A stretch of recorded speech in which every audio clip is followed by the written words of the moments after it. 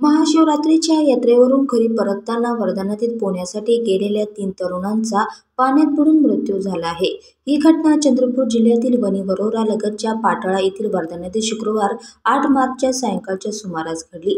संकेत पुंडलिक नगराळे वय 27, अनिरुद्ध चापले वय 22 आणि हर्ष चापले वय 16 अशी वर्धा नदीपात्रात बुडालेल्या तरुणांची नावे असून नदीपात्रातील पाण्याचा अंदाज न आल्याने एकापाठोपाठ तिघांचा पाण्यात बुडून मृत्यू झाला आहे। वणीच्या विठ्ठलवाडी परिसरातील रहिवासी असलेले संकेत, अनिरुद्ध आणि हर्ष हे तिघे भावंड महाशिवरात्रीनिमित्त सुट्टी असल्याने चंद्रपूर जिल्ह्यातील भटाळा येथील महाशिवरात्रीच्या यात्रेला गेले होते।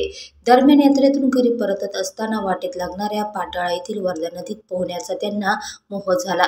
त्यानंतर यातील एका भावाने पाण्यात उतरताच तो नदीपात्रात बुडत असल्याचे दिसून आले।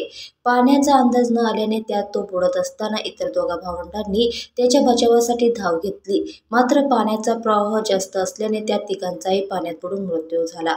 या घटनेची माहिती मिळताच वणी पोलिसांचे आणि मांजरे येथील पोलिसांचे पथक घटनास्थळी दाखल झाले।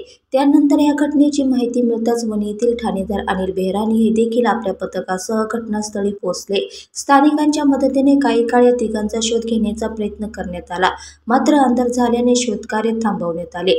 आज सकाळी NDRFची पथकेद्वारे शोध मोहीम राबवून आज पुन्हा या तरुणांचा शोध सध्या सुरू आहे।